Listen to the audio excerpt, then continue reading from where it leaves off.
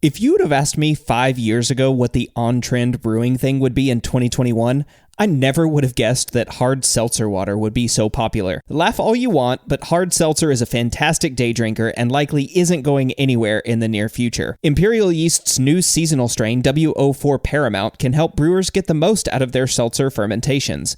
A clean and aggressive fermenter, Paramount will produce an excellent seltzer with low fusel alcohols, and it's produced in a gluten-free medium. If you've tried making seltzer with standard ale or lager strains, you know the struggle, and Imperial Yeast is here to help with W04 Paramount. Check it out at imperialyeast.com. Welcome to the Brew Lab.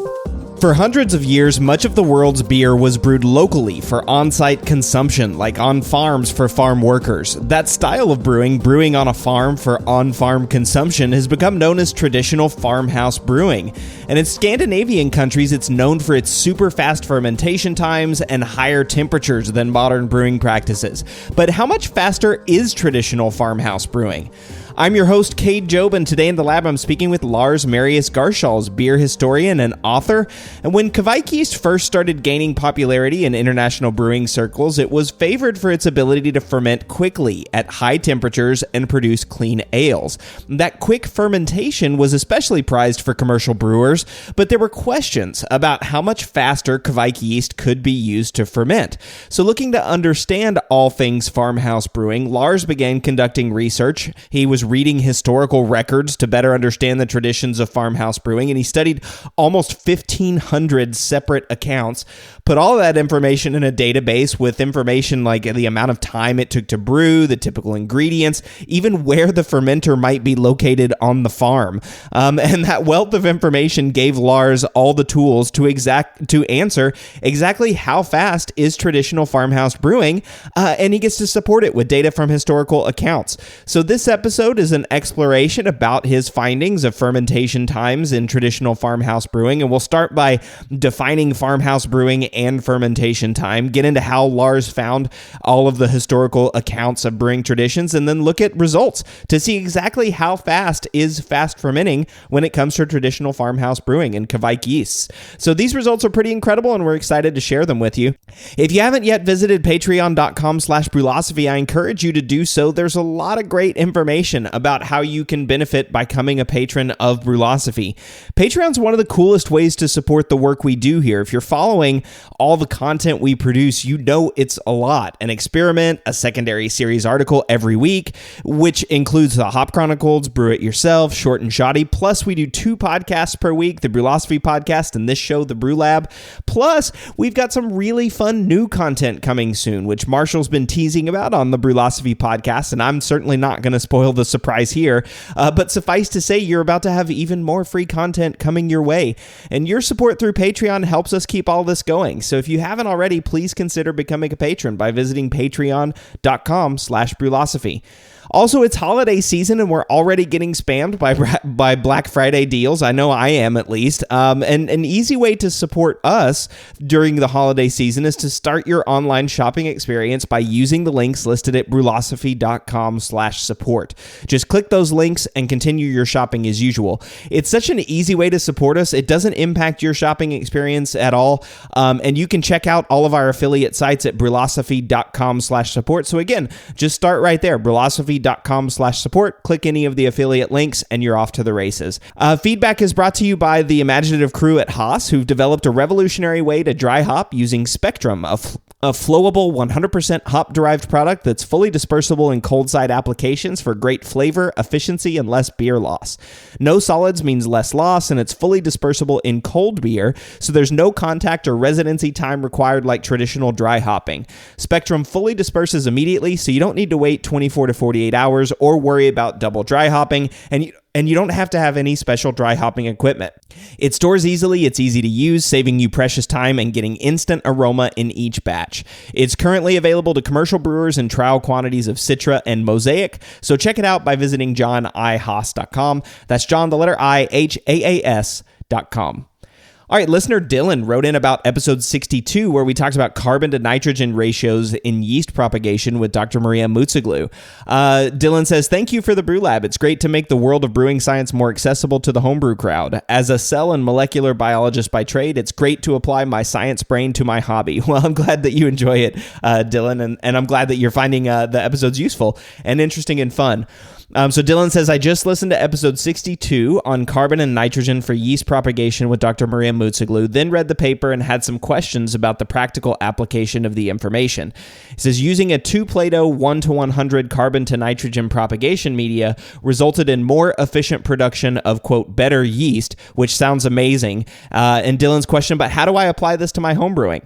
He says, in the supplemental info for the paper, table S7 indicates that 2 Plato 1:100 carbon to nitrogen media grew 30.1 times 10 to the 7th cells per mil, or about 300 billion cells per liter.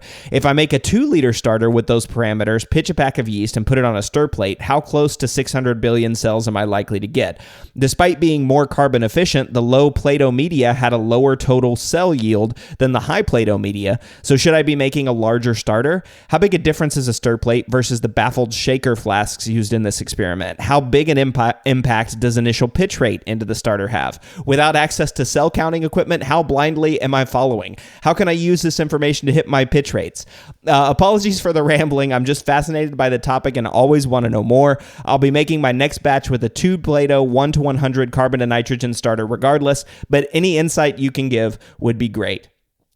So Dylan, wow, awesome. Thank you for all of those really detailed questions. And full disclosure, I'm probably going to split those over a couple of episodes because there's a lot of really good stuff here and a lot of really poignant questions, right? A lot of questions that really have practical applications. I'll start with your first question. You ask, how do I apply this to my home brewing? And that one's easy and something it sounds like you're already going to do. Make a starter at 2 degrees Plato with a 1:100 carbon to nitrogen ratio and see what happens. That's really the cool thing about homebrewing. You get to experiment and iterate with all of this information. But like you said, if you do that at 2 liters, it's going to produce a really low cell count, just like Dr. Mutsoglu mentioned in the paper. So just kind of be conscious about that, but play around. I'll answer some of those questions about cell counts here in a future episode. But one of the other low-hanging fruit questions that you had on here was your question about stir plates versus baffled shake flasks. And it turns out, there is a big difference there. This is actually from Dr. Mutsoglu. She says, it's very unlikely that a stir plate would provide the same oxygen content as a baffled shake flask, which was used in the paper, or in a mixed aerated propagation tank. So likely you'll have very low oxygen conditions during growth. Because of this, it's unlikely that cells grown in the stir plate media will shift to respiration as dramatically as what was presented in the paper due to the low availability of oxygen, but you might still see some shift.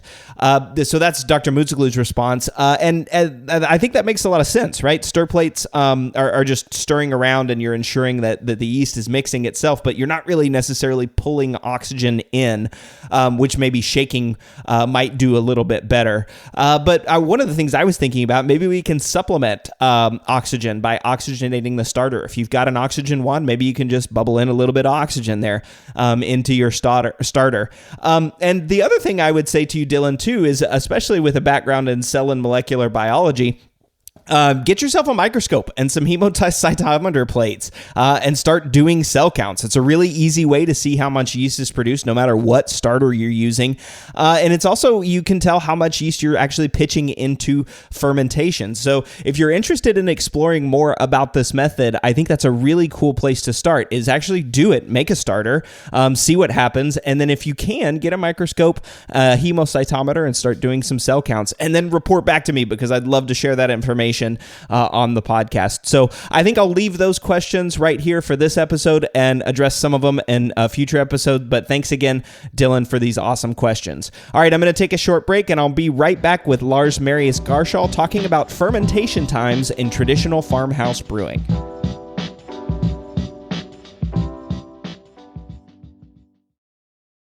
We all know that designing recipes is really fun, and doing it well is so much easier with good software. We at Brewlosophy recently made the switch to Brewfather, and honestly, y'all, we could not be happier. Brewfather utilizes the latest technology to bring you the most robust cloud-based recipe design software that can be accessed anywhere, on your phone, tablet, desktop, and even offline. It also works seamlessly with numerous third-party devices to make it easier to monitor every step of your brew. I know change can be difficult, but trust me when I say you need to go to brewfather.app today to try it out for yourself. That's brewfather.app. Established in 1995, More Beer has been consistently serving the greater brewing community since the times IPA was expected to be bitter and clear, and there are reasons they've stuck around so long. In addition to their massive product selection and excellent customer service, More Beer has locations on both the west and the east coast of the United States, which translates into fast shipping times regardless of where you live. And when you spend more than $59, shipping is free. When you're in need of brewing ingredients and gear, there's no better option than morebeer.com, one of the most trusted shops on the planet.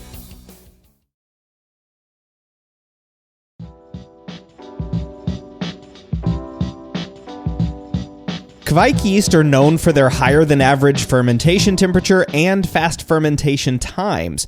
These characteristics launched these strains of yeast from farmhouses in the Scandinavian peninsula to mainstream use by commercial brewers and home brewers around the world.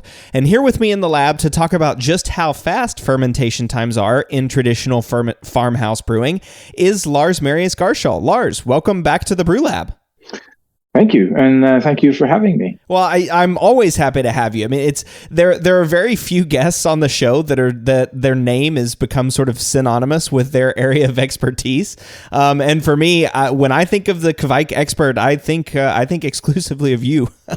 Yeah, that's maybe not entirely fair. There are a few others that might merit mention, but thank you. Yeah, no. Well, you've certainly contributed quite a bit of knowledge and understanding to Kveik.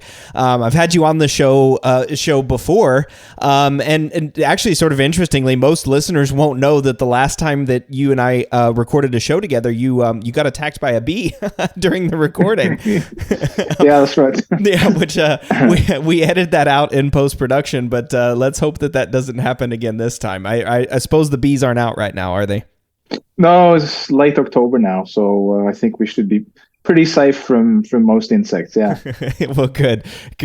And so just a reminder for the listeners, so you are a beer historian, author of several books, Historical Brewing Techniques, which is one that I think if you don't have on your brewing bookshelf, you need to get it there, because it's a very, very fantastic book about farmhouse brewing and Kveik yeast and the history that has gone into it, and recipes, interviews with brewers. It's just a fantastic work. And then if you're in Norway and speak Norwegian, he's also got a book that I'm going to butcher the name, but I'll let you say it. Is it Gjardshol?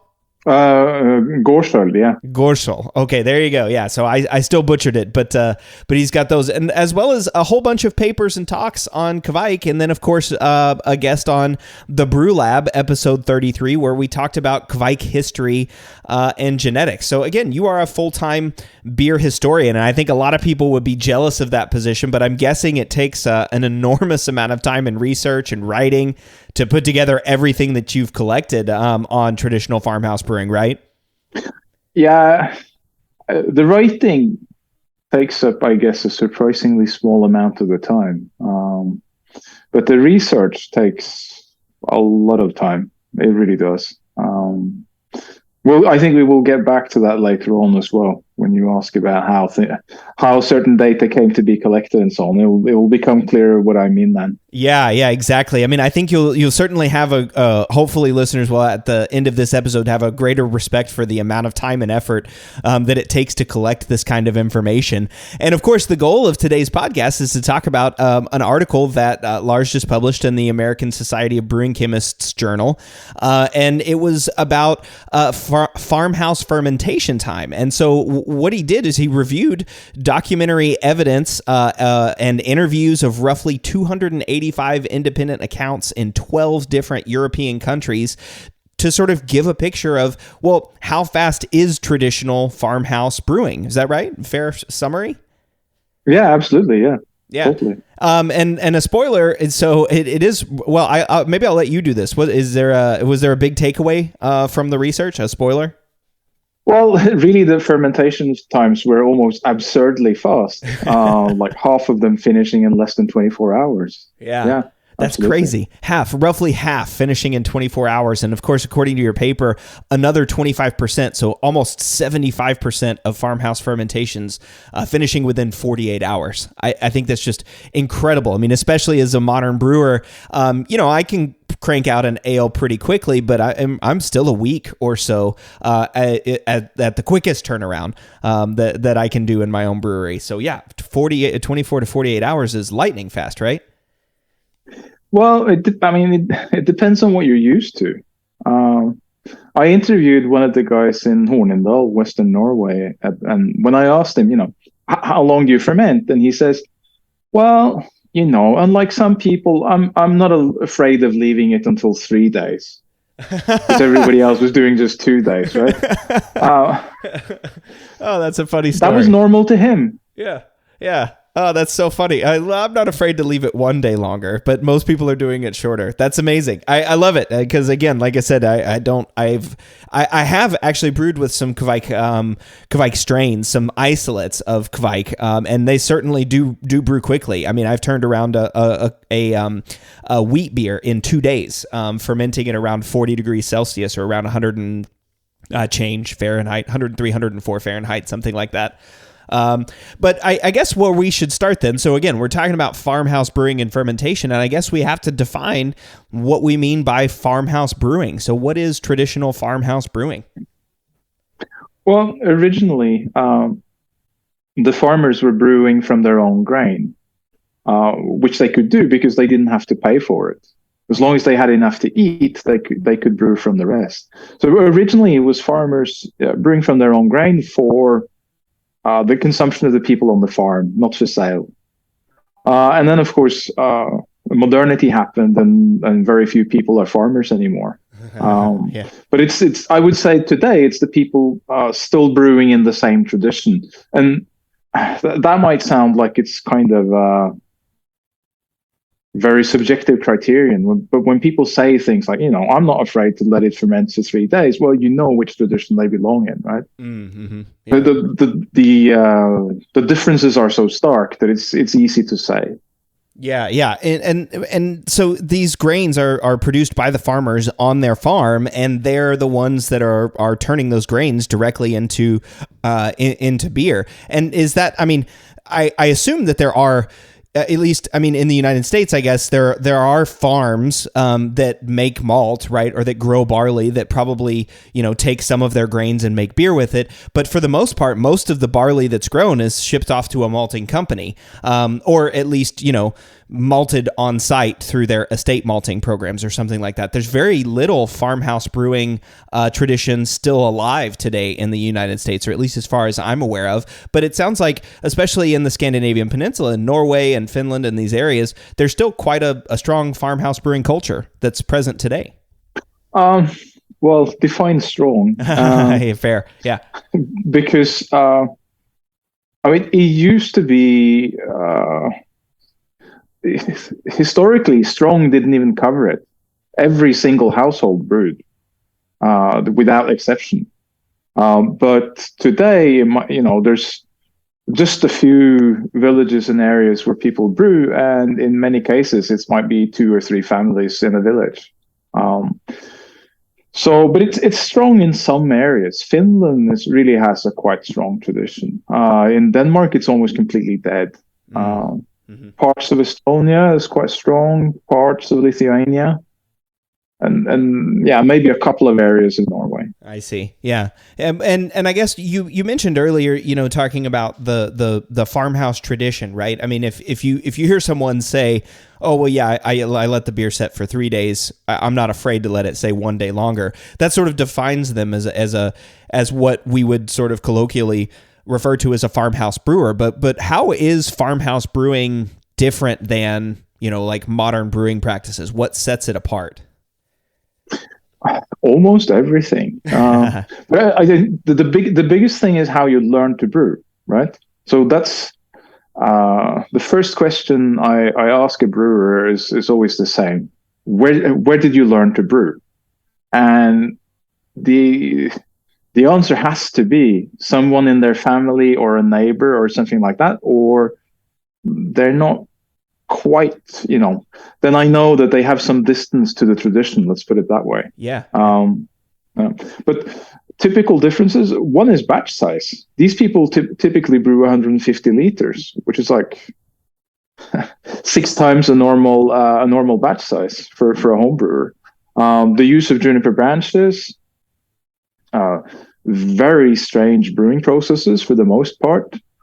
Maybe having their own family yeast or using bread yeast. Very, very short fermentation times, very high fermentation temperatures, and also beer with almost no CO2, like English cask ale, basically. Mm-hmm.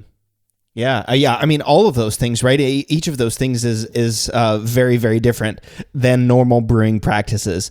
I mean, normal brewing times are usually up for ales, I mean, as fast as a week, and somewhat longer depending on if you're going to lager, if you're going to use a lager strain, or, if you're just going to dry hop and clean it up and all those other sorts of things.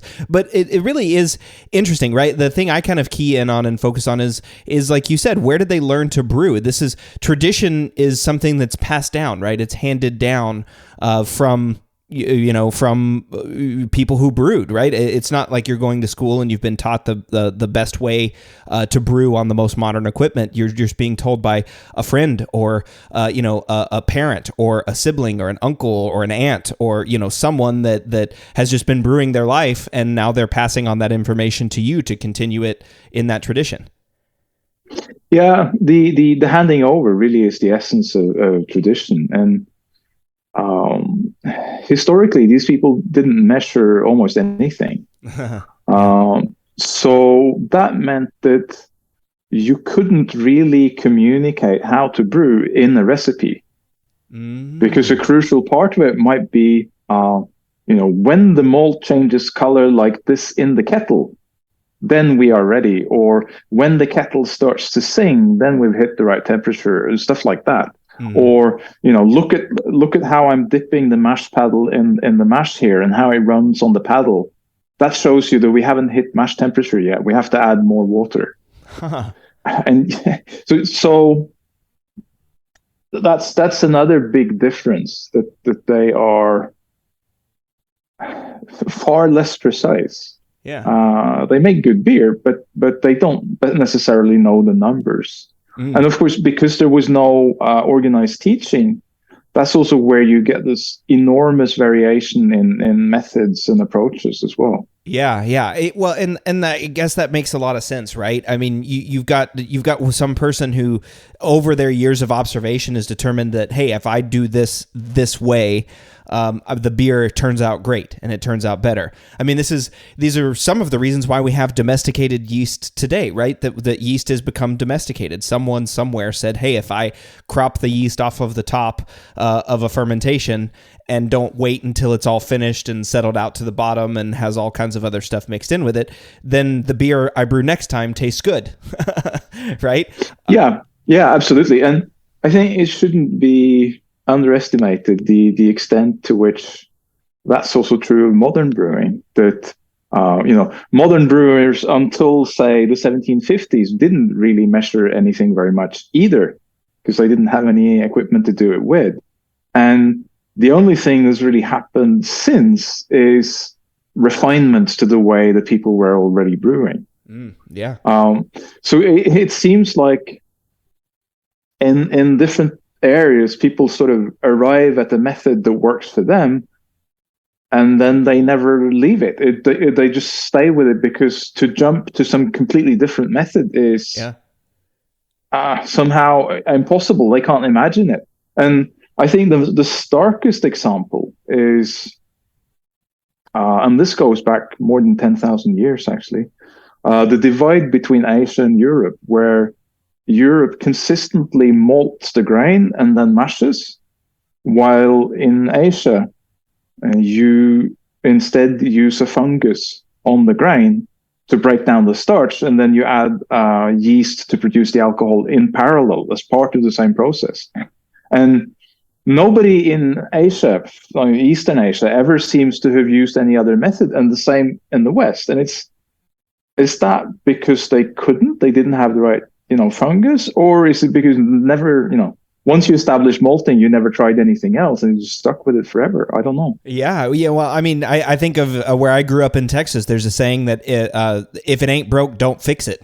And I think that's what happened. And I think a lot of evolution, both in biology and in this sort of process, works exactly that way. Yeah.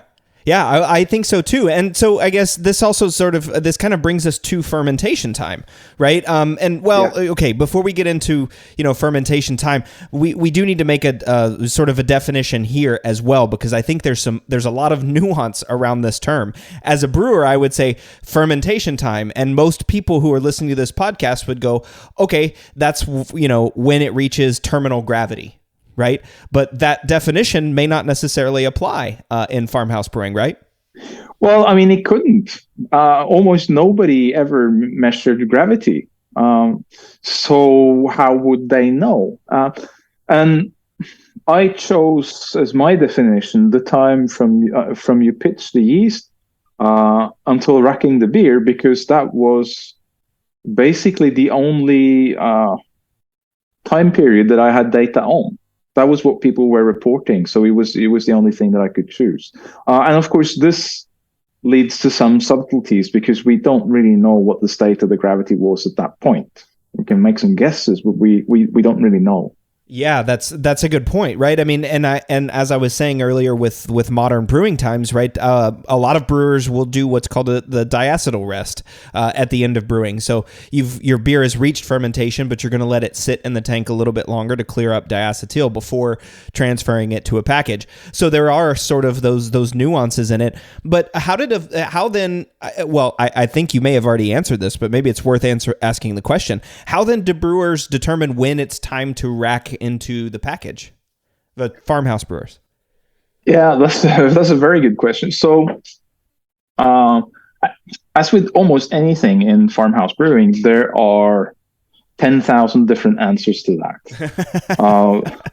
So, very common in Norway was you would listen to the fermenter, and when it stopped humming, that's when you thought that it was done. Some people would say, well, you look at the foam, and if the foam has sunk, then it's time. Or they would take a ladle and pull it through the foam, and if it doesn't close again right away, that means it's done. Huh. And the classic was to light a candle and hold it down to the beer, and if it didn't go out, that meant it was done. But the most creative one that I ever heard was this guy who said, well, my dad said that you should look at the foam, and the amount of foam and the amount of beer that you could see, and if the proportion was like that between land and sea on a map of Europe, then it would be right. Okay. Wow. Like, how did he come up with that specifically? Who knows? Yeah. Which map was he looking at? Wow. I mean, yeah, that's really, really interesting. That one about, where was the cutoff? Yeah. Where's the cutoff? Yeah. And that's fun too. Cause I think about the candle as well. That makes a lot of sense, right? You've got CO2 coming off, and that CO2 is during active fermentation is going to snuff out the candle because there's no oxygen. The CO2 is just pushing it all off of the top. Yep. It's so fascinating to hear this. I mean, I think about all the different things, like I recently was making a batch of ice cream. I don't know if you've made homemade ice cream, but there's a point when you're making custard where you dip a metal spoon or a wooden spoon into the ice cream, and you run your finger along the back of the spoon. And if the liquid comes together on the spoon, it's not ready yet. If it stays separated apart, then it's done. Right. And and I see a bunch of recipes that say this, and it's kind of like, well, if somebody didn't show me what that actually looks like, if there wasn't a video or a picture, I might have no idea reading a book. And now you're kind of at the same thing I was saying about farmhouse brewing, right? And there are a lot of parallels with traditional cooking. Yeah. So the first time I was brewing a farmhouse ale, as we were going to the brew house, the guy said that this brewing is kind of like grandmas making meatballs, a traditional dish. Mm-hmm. For every grandma, there's a different way, and they all think their way is the only right way. and of course, it's for the same reason, right? Mm-hmm. That it was never standardized. They just, were each worked out their own way to do it. Yep. I think of the number of times I've tried to get a recipe from my grandmother. She's passed now, but trying to get a recipe of her like biscuits or pie crust or something, and the recipe would just be 3 or 4 ingredients, and that's all it would be. It wouldn't say how much or when to put it. It would say combine some flour with some butter and mix it. Yeah, and then if you ask how much, she'll say, "Oh, so it's just right." Yeah, until it's ready. Until when it's ready. Look, yeah, exactly. Yeah. But if you then made it with her, yeah, you would see how to do it, right? Right, exactly. Yeah, that's exactly right. But getting back to beer, so once the beer is in the storage container, then I have this question: like, what happens to it? Because is it? I mean, does it sit in condition? Does it lager? Does it? What happens to it once it's in the container? Again, many different answers. So, in some regions, including Western Norway, there would be a party at this point. In fact, there would be a party as you were racking it. Oh, okay. Yeah. So the Western Norwegian tradition of oppskåke, where either you invite the neighbors or they just saw you brew, so they know to show up. Yeah. There is just a spontaneous party in the brew house, basically, while the racking is going on. And they call this action åskake opp. And when you are doing that, that's the oppskåke, which is also the name of the party. Wow! So it's and so people saw you brew, and they know, okay, well, tomorrow or the next day, this person's going to be ready to rack their beer in the package, right? So we're just going to watch, and then when I see him out there, racking the beer, we're going to come over and drink it. Yeah, you see light in the brew house. That means he's in there racking, and you just head off. So wow. In Voss, they told me 15, 20 people would just show up. Wow. And then, of course, you have 150 liters of 12% beer, and, well, Yeah. People end up sleeping in the brew house. Yeah, because in the old farming society, nobody had a salary or a paid job with fixed hours, right? Mm-hmm. So if they were sleeping in the brew house next morning, their wife would take care of the cows that morning, and it wouldn't be a big deal. They would still get their stuff done, right? Right. But the introduction of paid jobs made this harder. Yeah, I can see that, right? Because then you have responsibilities. You can't necessarily be available when the beer is ready or being racked. That makes a lot of sense. And was this tradition, was that just specific to Norway, or is that sort of a tradition that you saw across farmhouse breweries? It seems to be specific to just a couple of areas. So in parts of Lithuania, they had something called korstuves, which was the same thing. And in the ethnographic descriptions, you can find these lyrical descriptions of how certain people in the village would be on the hunt for someone who has just brewed. And when this person was racking the beer, they would descend like vultures, the text says. And this is known from many regions, that there were certain thirsty people, as they were known, who would keep very good track of this. And you see traces of it other places as well, like in Estonia. One brewer I visited said that every single time that his grandfather finished a brew, his neighbor would come over and say, could I borrow your ladder? The one that's longer than mine. Oh, is your beer finished? Oh. And they would just stay there all night, and he would forget the whole ladder, which he, of course, never wanted in the first place. Right. The ladder was just the excuse. Oh, man, that's funny. Yeah, and they did this every time for 40 years. Right. And that's why they developed a certain reputation for their the need to consume and be around whenever the beer is finished. Well, all right, we've got to move on from this. I feel like there's so many aspects of this that we could talk about, right? I mean, brewing tradition and history, we could spend several podcasts talking about it, but you looked at farmhouse fermentation times. So let's talk real quick about that. Why look at that aspect at fermentation times? Okay, that is an interesting question. So it started with the previous paper, which was pitch temperatures in farmhouse brewing, which of course where I of course found they were crazy high. The reason I did the paper on pitch temperatures was I wanted to show that because of the high fermentation temperature, people in regions where there is no farmhouse yeast today must have used some type of farmhouse yeast. They can't have used ordinary brewing yeast because it would be impossible at those temperatures. And so that was my conclusion in this paper. And the reviewers didn't like that. They said, well, yes, you have showed that pitch temperatures are high. That's fine.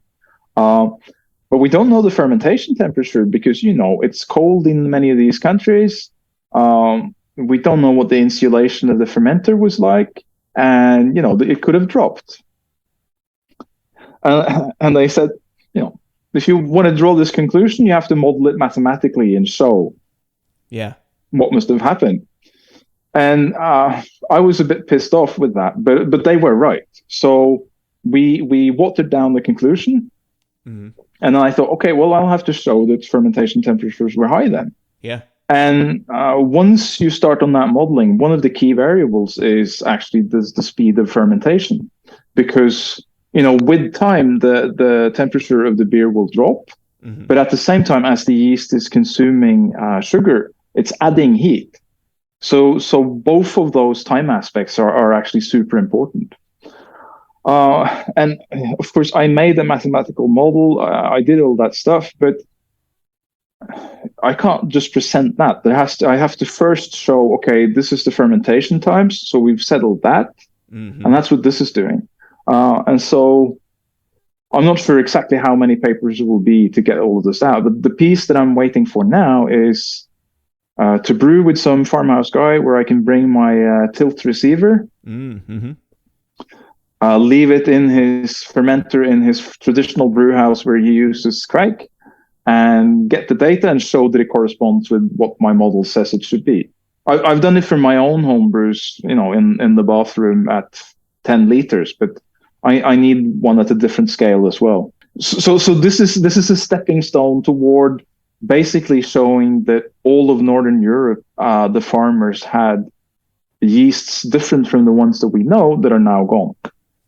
Oh, okay. Yeah. And so by showing the fermentation times then are okay, I think I understand. So you're trying to paint a whole picture of the use of farmhouse brewing techniques, the higher temperature and the shorter time.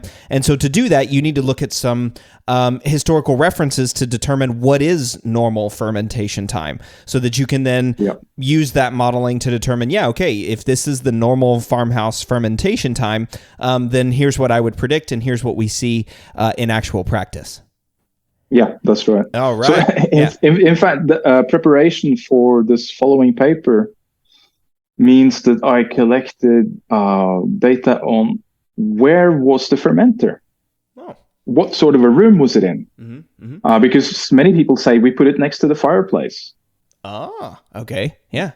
And then also a whole bunch of data on what was it wrapped in. Yeah. Because that tells us the insulation, right? So then I can basically, what I can do is for each individual description that tells me how fast did they ferment, how strong was the beer, where was the fermenter, what was wrapped in, blah, blah, blah. Then I can run the model separately for each of those and get individual data points for many different places. I see. Yeah, yeah, and I guess, like you said, so to start up that study, you had to look at fermentation times at the beginning, and or to sort of establish fermentation times. And we're sort of running up against time on the break, but I don't want to miss out on this because I think this is important information. How did you figure out what the traditional fermentation times were? So, like, how did you find this information? I have, well, let's say I have three groups of sources. And for anyone who's read my blog or the book, the first one is obvious. Brewers that I visited and brewed with or interviewed. So that I collected myself, basically. But in parts of Northern and Eastern Europe, there were ethnographic institutes that worked basically on studying countryside culture. And they sent out questionnaires on loads of different subjects, collecting answers from every part of the countries that they were working in. And in a lot of these countries, there is a questionnaire on malting and brewing. Huh. And of course, one of the questions is, how long did you ferment? So for Norway, it's 182 individual answers. Now, in some cases, people know nothing, or they say there was no brewing here. It's too far north. We didn't have any grain. But there's still a considerable amount of data. And then we have the same for Sweden. We have it for Denmark. I have it for Estonia, and I have bits and pieces other places. Wow, that's incredible. That's impressive that someone had the forethought. I mean, they probably weren't doing it for historical purposes at the time that they were doing it, but that's an amazing trove of information. Yes, that's just sort of waiting to be reviewed. But holy moly, that must have been an incredible mountain of paper to get through. Well, yes. I mean, the Norwegian survey is like 1,200, 1,300 pages, most of which is handwritten. And it's only the answers. The questions aren't there. They just say 17 and then the answer. So it's incredibly compact.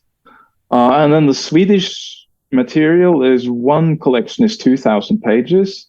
And then there's another one that I don't remember the number of pages. The Danish one, I haven't been able to get through the whole one. And for Estonia, the questionnaire is about food and drink customs. It's collected into, I'm not joking, it's collected into 55 thick bound books, each of which must be more than 1,000 pages. It's insane. It's absolutely crazy. And there is a German atlas of ethnography where the answers are, I think it's 1 million pages. That's across all subjects. Wow. Wow. That's it's a mind-bogglingly large amount of data. Well, and to the other thing I just realized too, it's in multiple different languages, right? The Estonian one. Yes. Yeah. Right. I mean, because the Estonian one is really hard to read. Yeah. I can imagine. and in the Estonian collection, some answers are in Russian. So, but I on Facebook, I basically just asked for help. Like, can you read Estonian? And a bunch of people showed up to help. And in this case, each individual answer is quite short. So I had some people that were doing like 1 or 2 or 3 translations. And then there was an Estonian historian, Margo Samaroko, who translated like, I don't know, 50, 60 of these documents, and that really gave me a handle on that. Wow. Okay. For Danish in written form is almost identical to Norwegian. Oh. When you speak it, it does not sound the same, but in written form it's almost the same. Huh. And I grew up watching Swedish TV as a child. I can almost pretend to speak Swedish, which is in any case very similar to Norwegian. So it's not really 2 different languages. Uh-huh. Okay. It's like close enough that you can sort of understand it, or at least, you didn't have to... I understand it. It's no problem. But But if you're from Eastern Norway, you can understand Swedish. If you're from Western Norway, you need some practice. You need some practice. Yeah, that's so interesting to think about that. And listeners, just so that you're aware, there were over 1,400 separate accounts that Lars reviewed for this publication. And of those, this is another interesting statistic that I found. There's roughly 300 that you were actually able to use for the report. That's because you had some very strict criteria for inclusion in the paper to sort of preserve the data. So I did want to talk real briefly about those things, the selection criteria for inclusion in the study. Yeah, we also left out one group of sources, which is there's an incredible number of like local history books and local history journals that describe how people brewed in one specific parish, for example, or county. So I've used those as well. Yeah, local publications, any books or societies or newspapers or magazines or anything that gets published in like a local source from a source. You also can review those things to the extent that you can find them. Yeah. Yeah, I forgot your question now. Sorry. No, it was just so you've collected all of these sources. You've collected, descriptions and interviews and ethnographic questionnaires, and you've got all this source material, but you had to narrow it down in some way. So the criteria for inclusion in the study, so that you made sure that the study actually gave you the information that you were looking for, and that being fermentation times. So what I wanted to ensure was basically, it was two things. I wanted it to be specific. It had to be someone who was either the brewer or had spoken to someone who was a brewer. That was the source, and they had to restrict themselves to a very small geographic area, like a parish or a county. So the idea is that that's the only way to get data that's really usable in a statistical way. Really, I started with the ethnographic surveys, which are really like a questionnaire. You can use normal statistical methods on, and I then added these other sources to basically to extend that to get more data. And the purpose of the criteria is to make sure that I don't drift into stuff that's too fussy or vague to be reliable, basically. Mm-hmm. And that part about narrowing to a single parish, there was another point that you made in the papers, is that if there were more than 3 sources from the same county, that was also not allowed. Tell us about that. Yeah, so in most cases, you are lucky if you have one source for a parish. But for example, Stjørdal has, that's an extreme example, admittedly, has 500 brewers.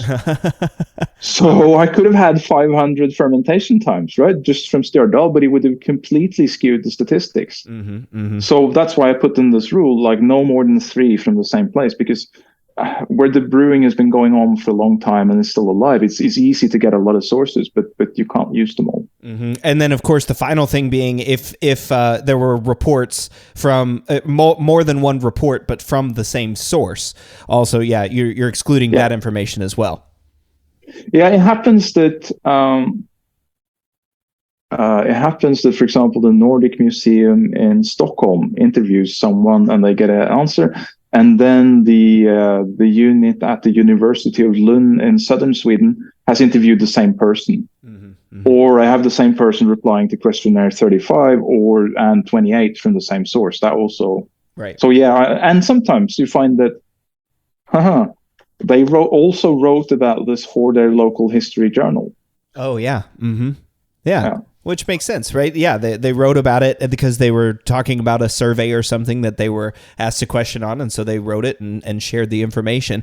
And then just a final note from the article, this is something that you mentioned, is that the accounts often give the fermentation time as an interval, like 48 to 72 hours, right? It's not always, or it may be like 1 to 2 days or something like that.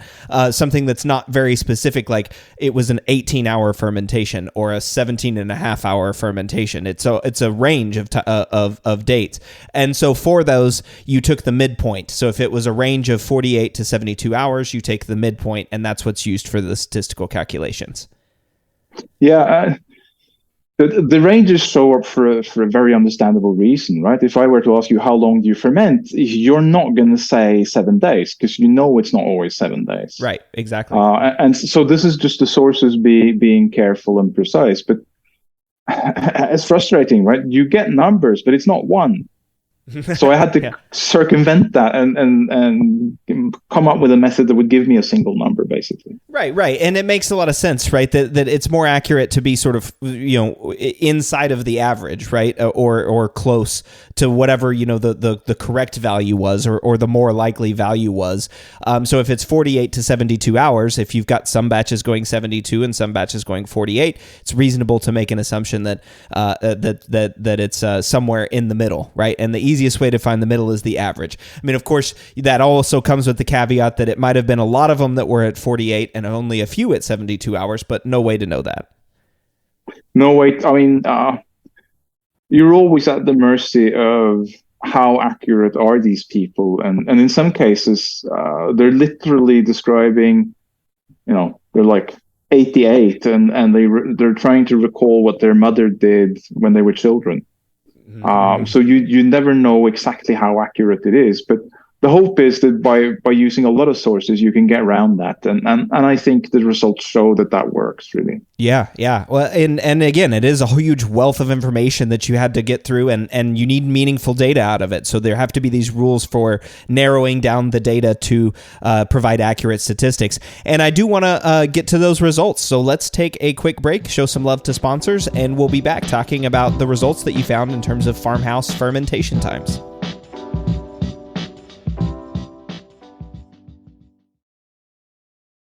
One of the biggest improvements to my brewing practices was the upgrade to stainless steel, and Delta Brewing Systems offers some of the lowest prices on high-quality stainless gear, like the Firm Tank, which holds 8 gallons or 30 liters of wort, comes with a domed lid to reduce the chances of a messy blow-off, and it can hold up to 4 psi of pressure. Delta Brewing Systems also has their own line of brew kettles, as well as one of the lowest-priced all-in-one electric brew systems out there, and their prices are remarkably affordable. If you're in the market for legit stainless gear that won't break the bank, you've got to check out deltabrewingsystems.com.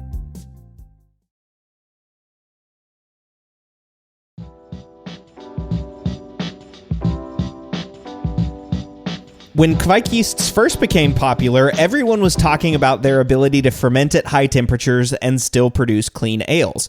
Temperatures as high as 40 degrees Celsius or in Fahrenheit, roughly 100 degrees Fahrenheit, but Kveik's ability to ferment quickly is also hugely beneficial to brewers and breweries. So in episode 31, I talked with Richard Priest about a study that involved you, Lars, about trehalose, which might give Kveik yeast the ability to ferment more quickly, and you and I talked about some of the genetics and history of Kveik yeast on episode 33. It really is amazing how quickly these farmhouse strains, Kveik being a specific example, can ferment, right? Yeah, absolutely. I have to correct you slightly that the study that Richard did or was involved in did involve trehalose, but that was what gave Kveik the ability to handle high temperatures and a lot of alcohol and a lot of sugar. Ah, yes, yeah. The thing that one of the things that gives it the ability to ferment so fast is having many copies of what's called the MAL-X gene, which is a gene that makes a port in the cell wall that pulls maltose into the cell, and this is kind of the main limiting factor for fermentation speed, basically. I see. Yeah, that's exactly right. I remember now. We talked about trehalose gave it the ability to survive at the higher temperatures because it helps the cell wall stability. But then that's right. The MAL-X gene allows more maltose to be transported inside the cell for fermentation. Exactly. Thank you for that. So we're talking again about fermentation times on this episode. So I guess I have sort of a strange question, but how fast is fast in terms of farmhouse times? quite a lot of people say that they would pitch the yeast in the evening and then they would rack the beer in the morning. Wow. And then, so what does that mean? And for the paper, I decided, well, they would get up early, but they would also go to bed early. Mm-hmm. So maybe something like 8 o'clock in the evening to 8 o'clock in the morning, perhaps. Sure. Yeah. So I said, well, I'm just going to count all of these as 12 hours and leave it at that. Yeah. Yeah. That's amazing. That's incredibly fast. A 12-hour fermentation, and that was common, But like we mentioned, sort of in the spoiler at the top of the show, it sounds like roughly 50% of fermentation times were completed within 24 hours, within one day. Almost half of all Farmhouse Brewing accounts that met the criteria to be included in the study were at a day or less. That's still incredibly fast. How can I put this? You get used to it. I take it for granted now.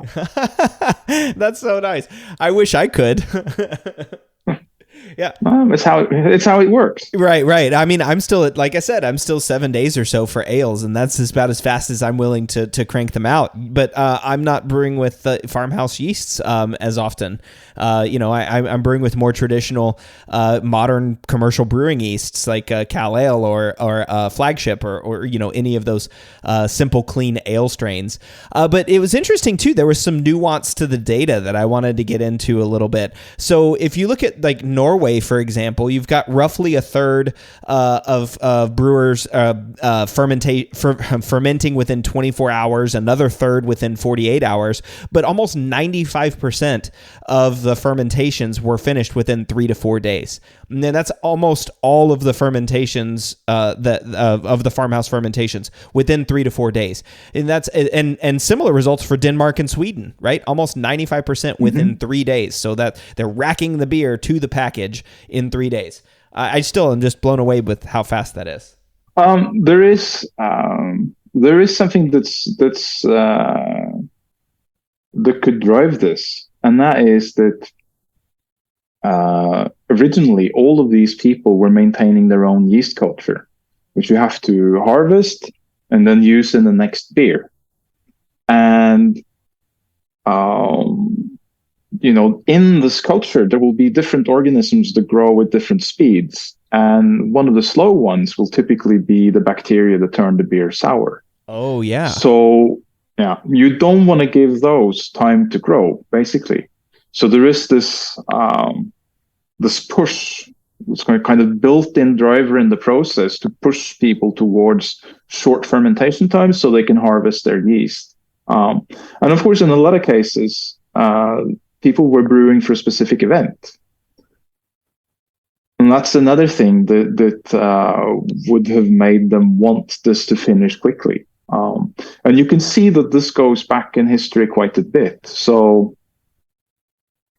this is a really weird tangent, but anyway, you've heard of guilds, right? Yeah. And yeah, the form of a guild that people have heard of is the craft guild. But that's just a special form of a guild, which was really an association of people who would get together once a year and have a party. And then this organization would have political aspects, and it would also function sort of as an insurance company, a mutual assurance society in a way. Uh-huh. This is something that seems to have started way back in the 9th century. Wow. And they had written rules. And the written rules for some of these say that those who are responsible for the party have to show up 2 days before the party to make the beer. I love that. I love that there's a rule about that requires people to no, we know we've got to have beer at this, so you got to get here too. This is like your responsibility. I mean, I think of like assignments or something that you have, like this is your role. You as part of your duties for leading the guild is you've got to be here, or you have to assign someone to be here 2 days early to make sure that we have beer. Well, I mean, I guess you can imagine the reaction, right? If for the annual party, people arrive and discover that the guy responsible for the party is there, and all he's got is a sack of malt. Right. Exactly. It is going to be rather a letdown, right? Right. Well, that's interesting too, that it's like 2 days, right? That they have to be there 2 days. So that's, again, more evidence that these fermentations were happening very quickly. It was a very fast turnaround. And I guess one of the questions I had is like, does that mean they're putting a whole bunch of unfinished beer into casks, or how much is really due to quick fermentations? Well, it's definitely partly due to quick fermentation, but there's quite a lot of evidence that they didn't want a completely stable gravity. So they wanted there to be some fermentation in the cask, and there were two main reasons for that. So one was that when you close the cask up, you get a little bit of CO2 building up in the cask. Which adds a nice little kick to the beer. Right. But the other one is this beer might be in the cask for some reasonable amount of time, and you don't want mold forming on the surface of the beer. Right. But if the beer ferments a little bit in the cask, it's going to add a layer of CO2 on top, and you're going to be okay. Yeah. And like you said, you're repitching the yeast out of these, so you want to make sure that you're just using the yeast. They grow the quickest and the fastest is mostly going to be yeast within a day or two on top of the fermentation. So you're protecting your future beers by fermenting that quickly. Which is interesting. And I wonder too, I don't know that there's anyone that has looked into United States or farmhouse brewing traditions. I mean, I'm not even sure if there exists a resource for farmhouse brewing traditions in the United States, or if there was a huge farmhouse brewing culture. But it's so interesting that you looked at 12 different countries. I mean, you looked at Norway, Sweden, Denmark, Estonia, Finland, Russia, the UK, Latvia, Georgia, Lithuania, Belarus, Austria, and in all of these places, they had relatively fast fermentation times, with a couple of exceptions, but relatively quick. So this is widespread throughout Europe in terms of quick fermentation times for farmhouse brewers. I think that this is a result of these driving forces that I was talking about that were operating in all of these places that kind of pushed them to end up sort of in the same place. And that goes for the high pitch temperatures as well. Like all of these people were brewing under relatively similar circumstances and ended up with similar methods, which is, I mean, what you think of as normal brewing is really what the commercial brewers in a couple of countries ended up doing. Right. But they were brewing at a very different scale and with very different equipment, and also under different economic constraints. Yeah. So I think that they had different drivers and therefore ended up in a different place. Yeah, I mean, there's almost, if there's not a book written already, there's almost a book there, right? It is like the influence of Germany and the UK on Western brewing practices, right? On modern brewing practices. If you read a book of beer history, that's what it's going to tell you. That's really what it's about. Yeah. And the other half, the farmhouse half, is not going to be there. Yeah, which is so fascinating, and it's so important. I love that we get to talk about the farmhouse piece of this, because that's where the history is. It's like, these are what normal people were doing. These are what homebrewers were doing for hundreds of years. But before we leave this topic on fermentation times, I mentioned there were a couple of exceptions, and Finland and Russia had noticeable differences. They had roughly a third completed within 24 hours, and another third within 3 days or so. But the rest was greater than 3 days, with some of them 11% around a week, or in Russia, some going out weeks and weeks, like several weeks before fermentation times were done. So what's the deal with Finland and Russia? Why were their farmhouse traditions different? I think the results there are skewed by two things. That a lot of the accounts are from the 1990s and later, and from people who don't have farmhouse yeast. So they have adapted to modern practice, and they have also probably been influenced by the fact that their yeast isn't so fast, basically. Yeah, you had an amazing plot in the paper, which is this. It's this number of reports, like the fermentation duration by the year that the report was made, and it's really amazing that you can see the fermentation length increases as you get closer and closer to modern times, right? So it's like if you do reports from the 1900s, the average fermentation time is 50 hours or less. But if you get a report from 2020, there's one that's at 300 hours, right? And it's very, very skewed towards this. So I guess my question, does that suggest, like, you know, I'm going to put it in podcast air quotes, foreign influence. And I don't mean like foreign as in political boundary, but rather like modern brewing practices, you know, as the foreign influence on traditional brewing practices.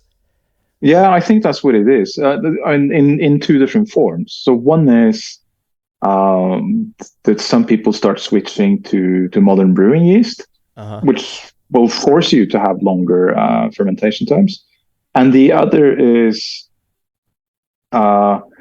people, you know, meeting people who are used to modern brewing and who go, you're not fermenting your beer long enough. It's not going to be any good. What are you doing? This is completely wrong. And you are an unscientific brewer, and you must be making yeasty muck. And it takes a lot of self-confidence to stand up to that. Yeah. And I from Voss, I was told that in the small valley of Dyrvedalen, they used to pitch at 42 centigrade, and now they pitch at 37 because, you know, they've been told that 42 is too hot. Yeah, that's interesting. And it's I just love that they didn't then go down to 20, because obviously that would be too low. Right. There's some stubbornness there. There's a little bit of stubbornness there. So like, no, we're not going down to that temperature. But it's interesting that you mentioned that. It's a good example too, and something that you also highlighted in your paper.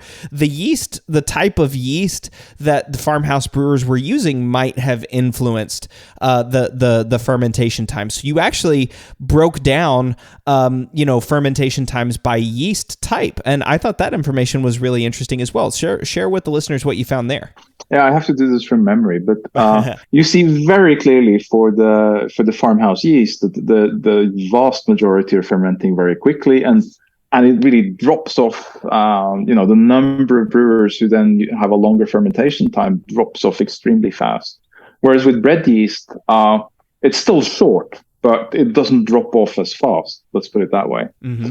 Whereas for brewing yeast, I guess you could say that some of those fermentation times are still quite surprisingly short, but it's getting on to more normal numbers there. And then for lager yeast, I don't have any examples. There are people using lager yeast, but I don't have fermentation times. Well, yeah, I mean, as you mentioned, for the lager yeast comment real quick, I mean, it makes a lot of sense, right? I mean, these brewers they're not analyzing their yeast. They're not using a microscope or gene sequencing or any of these things to look and say, yeah, I have a lager yeast or I have a farmhouse yeast or something like that. I mean, and there was no reason to lager or store yeast because, like you said, they're trying to repitch those yeast and they're brewing for occasions. They're brewing for the parties or for consumption on the farm. Yeah, well, I don't know that there hasn't been farmhouse brewing with lager yeast. In fact, I think probably there must have been. Historically, at least in southern Germany. But when people switched to buying the yeast, some of them eventually ended up with using lager yeast for whatever reason. Mm-hmm.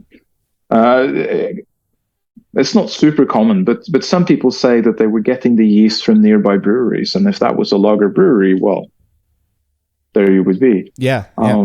That's true. And getting back to like the yeast strains themselves. So just to throw some numbers, like you said, the farmhouse yeast was very fast. I mean, the vast majority of fermentation times for farmhouse yeast are less than 50 hours. You get over into baker's yeast, so like bread yeast, and there's a little bit more normal distribution, but around like 75 hours or 72 hours, 3 days or so. And then brewer's yeast is still also, a little bit longer, more of the yeast around 72 hours or so if you're sort of taking averages. So yeah, it's very much dependent on the yeast itself. And then you also made what I thought was a very interesting observation about top versus bottom yeast harvesters. So let's talk about that for a moment. Yeah, so this is something that's confused people in the past, that a lot of the farmhouse brewers would harvest the yeast from the top, but probably an equal number would harvest from the bottom after they had removed the beer. And there's absolutely nothing to suggest why some people were doing the one and some people were doing the other. Although there seems to be a clear regional patterns to it. So like in some districts, they would do the one, and in some districts, they would do the other. And this interacts with the fermentation time in the sense that if you are top cropping, you don't have to wait until the fermentation is done before you harvest the yeast. Whereas if you're harvesting from the bottom, you don't have any choice, right? You have to rack the beer first before you can harvest the yeast. And if I remember correctly, it was the top croppers that were harvesting, that were fermenting the longest, right? No, the top croppers fermenting the shortest. Yeah, top croppers fermenting the shortest because they're taking the yeast off. Yeah. And the reason then is that the other guys have to stop sooner so they can get the yeast before it gets contaminated. Basically. Right. Yeah. And the bottom harvesters were taking a little bit longer so they could finish, the beer or let the beer go a little bit longer and then harvest off the bottom, I guess. Which is sort of interesting to think about how these different influences play a role. I mean, this is something that I just think is fascinating. I mean, especially this podcast focuses a lot on science, right, and a lot on analytical tools. But the way we do things is influenced by history, and it's influenced by tradition and farmhouse brewing practices. And these brewers are brewing this way even today in the places where they are farmhouse brewing because of history and tradition. And so that's why I love reading papers like yours, and I'm glad that it was published in the Journal of the ASBC. Because you've got information, right? You've got data, you've collected and done research on it, and it supports this sort of anecdotal history that we see about fermentation times for farmhouse brewing being faster than normal commercial brewing practices. Yeah, I this was the reason for using statistical methods and for being so careful about the sources. Originally, when I was starting work on this, I knew that I was going to write about it and that I would want to, make general statements. But it seemed so unsatisfying to just say, fermentation times were short. Yeah, well, what does that mean? And also, how do I know, right? What do I base that on? Well, I read 1,400 descriptions of farmhouse brewing, and that's my authority. It's not really good enough.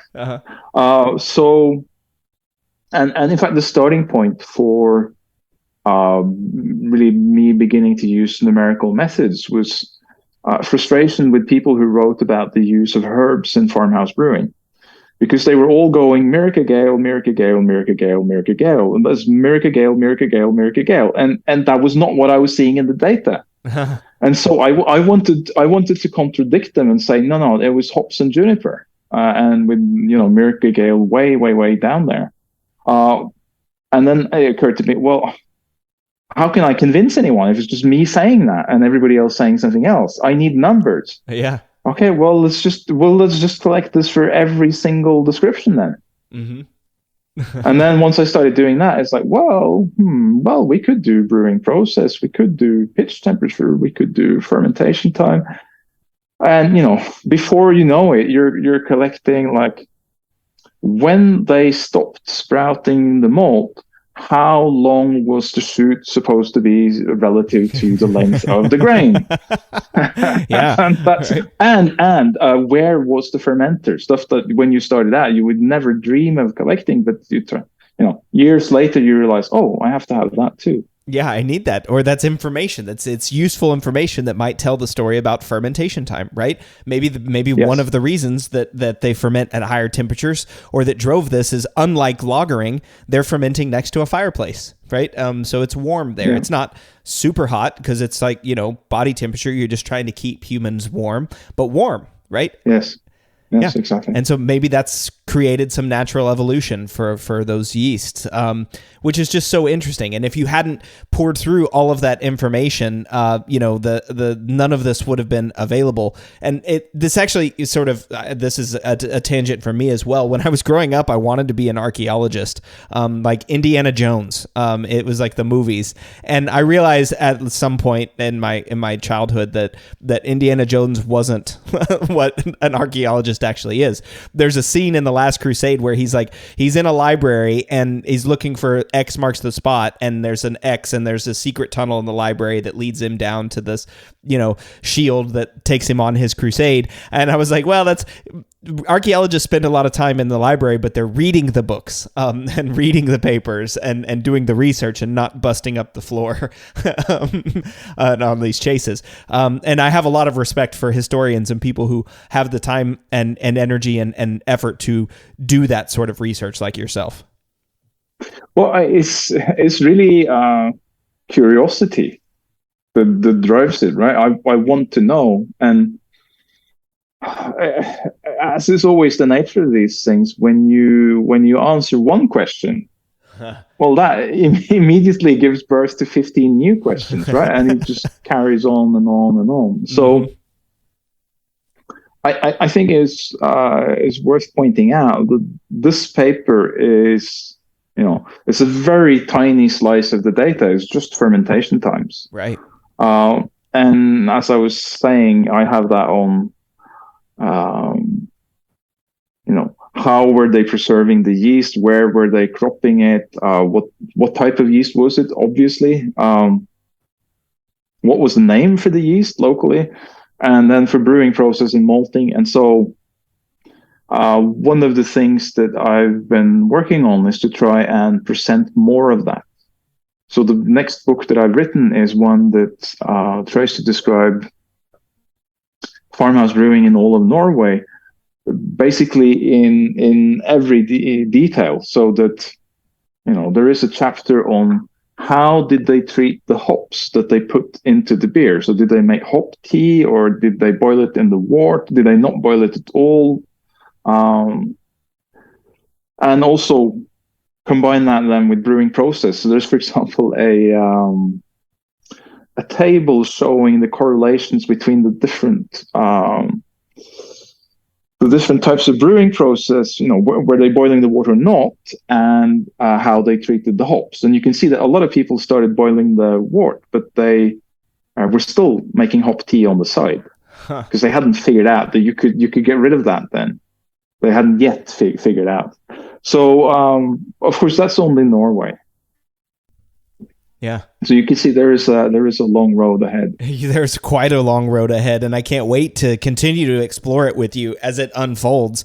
And so again, for listeners, the big takeaway from this one is that over roughly 50% of farmhouse breweries completed fermentation times within 24 hours, and then almost 75% completing times or completing fermentation within 48 hours. And there's a quote from your paper that I love, and it says, "There are growing indications that the farmhouse yeasts that were once in use across Northern Europe had different properties from modern commercial brewers' yeast." And I love that you can make that conclusion from this data. They seem to be very clear that farmhouse yeasts have different properties than commercial brewers' yeasts, which is really fun. And I always ask this question at the end of the show, so I'll ask it of you. If you want brewers to take away just one thing from today's episode, what would it be? Kind of the conclusion that I was drawing, that I was heading towards with this whole sequence of papers. That's kind of the quote that you just stated is just the beginning, really, because you're saying these brewers across all of Northern Europe had yeast that had different properties. Well, what does that mean then? Well, it means that brewers basically from the Ural Mountains to Ireland all of them had yeasts that are different from what we understand as normal yeast. Mm-hmm. And if you then turn around for a moment, and so what we consider modern yeast, what is it? Well, it's yeast from commercial breweries in the UK, Belgium, and Germany. Mm-hmm. So it's like we based our impression of what is normal yeast on looking in 3 cages in the zoo. Right? Yeah. It's the sample is just incredibly skewed. Yeah. That's a really interesting way to think about it, right? You're looking at 3 animals in 3 cages, and that's it. You didn't look at any of the rest of the zoo. I love that analogy. Yeah, now I know what animals are like, right? Mm-hmm. Yeah. And they're actually all really tiny, and they eat leaves. That's what animals do. Exactly. Right. There's no meat eaters. None of them eat meat. They don't do that. There weren't any in those cages anyway. Exactly. I love it. That's such a great analogy. I think that's a great place for us to leave it too, to give listeners some words to ponder there. So, I guess, is there anything else that you wanted to talk about that we didn't get to? If there was, I don't remember it now. Yeah, well, I'm sure there's so much more that we could get into, and we just barely even scratched the surface on the research that you're doing on Farmhouse Brewing. So, Lars, thank you again for joining me in the Brew Lab. Thanks for having me, and thanks for this was a very different interview from the ordinary one. So we're really deep diving in a specific area, and I thought that was a lot of fun, and it's also great that you're bringing stuff that people don't normally get to hear out to them. So I really appreciate that. Oh, well, good. Well, I'm glad. And listeners, I hope you have the same takeaway, and then that you find shows like this interesting. You can always send me feedback to Cade at brewlosophy.com. And of course, in the show notes, you'll find a link to Lars's article, which is titled Fermentation Times in Traditional Farmhouse Brewing. And it was published in the Journal of the American Society of Brewing Chemists in August of 2021. If you enjoyed this content, please leave a review wherever it is that you listen to podcasts, and don't forget to check out our other show, the Brewlosophy Podcast. The Brew Lab is a production of Brewlosophy, where they who drink beer think beer. Don't forget to visit brewlosophy.com to read about our weekly experiments and other brewing adventures, and listen to us talk about it on our other show, the Brewlosophy Podcast. Thanks to all of our sponsors and patrons that help make this show possible. If you'd like to receive a reward for helping us do what we do, visit patreon.com/brewlosophy to see how you can do just that. Thanks so much for listening. We'll be back in the Brew Lab with another guest next week. Until then, think beer.